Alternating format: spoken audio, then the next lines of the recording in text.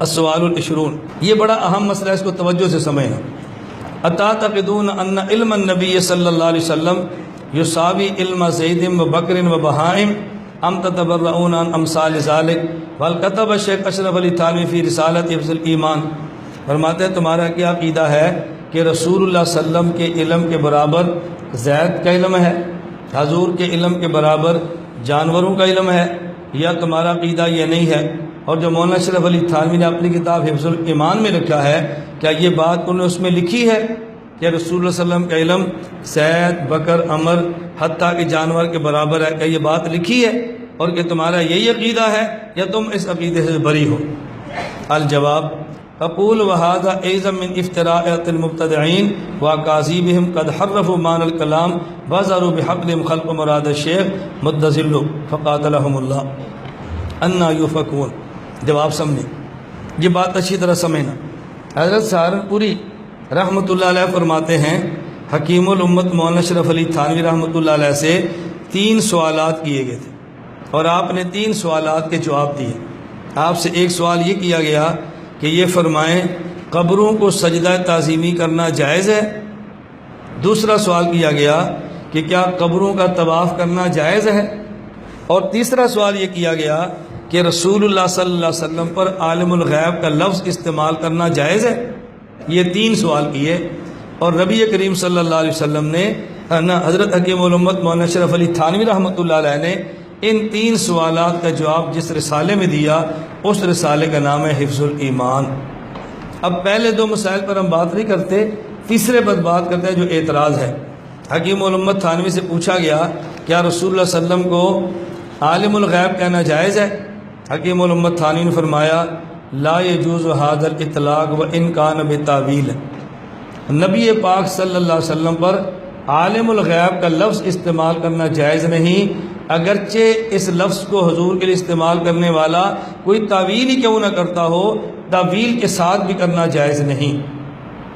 ایک وجہ بیان فرمائی، وجہ یہ ہے کہ نبی پاک صلی اللہ علیہ وسلم کو عالم الغیب کہنے سے شرک کا شبہ پیدا ہوتا ہے۔ قرآن کریم میں عالم الغیب فلا یظہر علی غیبہ، عالم الغیب کا لفظ قرآن کریم میں اللہ کے لیے استعمال ہوا ہے۔ جب یہی لفظ اللہ کے نبی کے لیے استعمال ہوگا تو یہ شبہ پڑے گا کہ یہ شخص اللہ کے نبی کو اللہ کی صفت علم غیب میں شریک مانتا ہے، اس لیے عالم الغیب کہنا جائز نہیں۔ اس پر حضرت نے 2 مثالیں پیش فرمائی ہیں۔ ایک مثال یہ دی کہ یہودی اللہ کے نبی کو رائے نہ فرماتے اور وہ معنی اور لیتے، مسلمان بھی رائے نہ کہتے اور معنی اور لیتے، وہ رائے نہ کہتے اور راعینا تھوڑا سا زبان کو ٹیڑھا کر دیتے تو اس کا معنی ہوتا تھا راعی ہمارے چرواہے، وہ مراد یہ لیتے، اور مسلمان اس کا معنی لیتے ہماری طرف توجہ فرمائیں۔ لیکن لفظ ایسا تھا مسلمان استعمال کرتے اور یہودی خوش ہوتے کہ ہم نے جال میں پھنسا لیا ہے، جو بات حضور کو ہم کہتے ہیں مسلمان بھی کہنا شروع ہو گیا۔ قرآن کریم نے فرمایا لا تقولوا رائنا وقولوا انظرنا، اب رائنا تم نے نہیں کہنا کیونکہ اس میں شبہ پیدا ہو گیا ہے۔ فرمایا عالم الغیب حضور کو نہیں کہنا کہ اس میں شرک کا وہم اور شبہ ہو جاتا ہے، نہیں کہنا چاہیے۔ اور دوسری مثال دی حدیث پاک سے، حدیث پاک میں ہے، یہ صحیح مسلم میں غالباً روایت موجود ہے۔ حضرت ابو ہریرہ رضی اللہ تعالیٰ عنہ فرماتے ہیں رسول اللہ صلی اللہ علیہ وسلم فرمایا لا یقل احدکم اسق ربک واطعم ربک ووزع ربک۔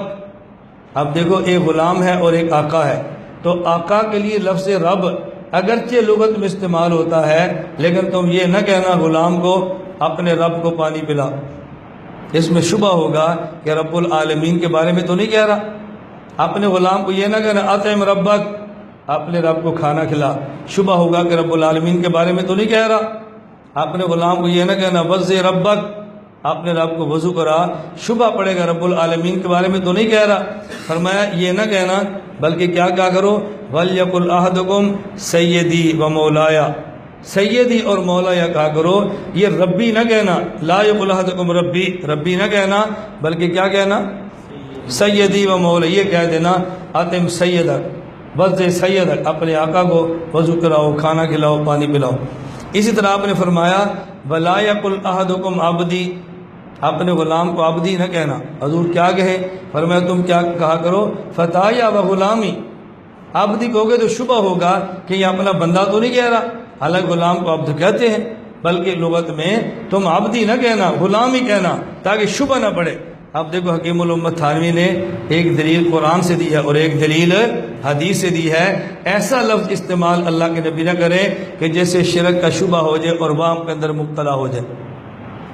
دوسری بات، اب حضرت فرماتے ہیں ایک بات اور سمجھے، فَإِنَّ الْغَيْبَ الْمُطْلَقَ فِي الْإِطْلَاقِ طاعت الشرعیہ ما لم يقم علیہ دلیل ولا الی درکہ وسیلۃ وسبیل۔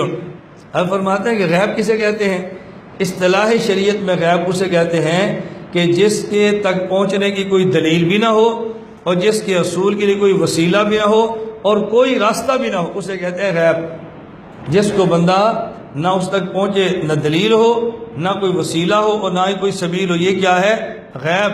اس کے بارے میں اللہ نے قرآن کریم میں فرمایا قُلْ لَا يَعْلَمُ مَنْ فِي السَّمَاوَاتِ وَالْأَرْضِ الْغَيْبَ إِلَّا اللَّهُ، کہ زمین اور آسمان میں کچھ ایسی چیزیں ہیں جنہیں غیب کہتے ہیں اور ان تک پہنچنے کا تمہارے پاس کوئی راستہ نہیں، اس کو صرف اللہ جانتا ہے، اللہ کے علاوہ کوئی اور نہیں جانتا۔ اللہ کے نبی نے فرمایا لَوْ كُنْتُ أَعْلَمُ الْغَيْبَ، اگر میں غیب کو جانتا ہوتا، اللہ کے نبی نے فرمایا لَوْ كُنْتُ أَعْلَمُ الْغَيْبَ، آگے کیا ہے؟ لَاسْتَكْثَرْتُ مِنَ الْخَيْرِ وَمَا مَسَّنِيَ السُّوءُ، اگر میں غیب کو حاصل کرتا، جانتا ہوتا تو ساری خیریں حاصل کر لیتا اور مجھے کوئی بھی تکلیف کبھی نہ ہوتی۔ حالانکہ اللہ کے نبی کو تکلیفیں پہنچی ہے نا، اور آپ جانتے ہیں لو کے لیے ضابطہ کیا ہے، یہ آتا ہے انتفاع ثانی کے لیے بوجہ وجود اول کے، آپ کو تکلیف پہنچی ہے، آپ کو تکلیف، اس کا معنی کیا ہے کہ آپ کے پاس علم غیب نہیں۔ لو کنت عالم الغیب، اگر علم غیب ہوتا تو مجھے تکلیف نہ پہنچتی، تکلیف پہنچی ہے، لہذا آپ پاس علم الغیب نہیں ہے۔ لو کان فیہما آلہۃ الا اللہ لفسدتا، اللہ کے علاوہ اور الہ ہوتے تو فساد ہو جاتا، فساد نہیں ہوا کیونکہ اور الہ نہیں ہے۔ لا الہ الا اللہ، لا الہ الا اللہ، لا الہ الا اللہ، ما لنا رب سوا۔ لا الہ الا اللہ، لا الہ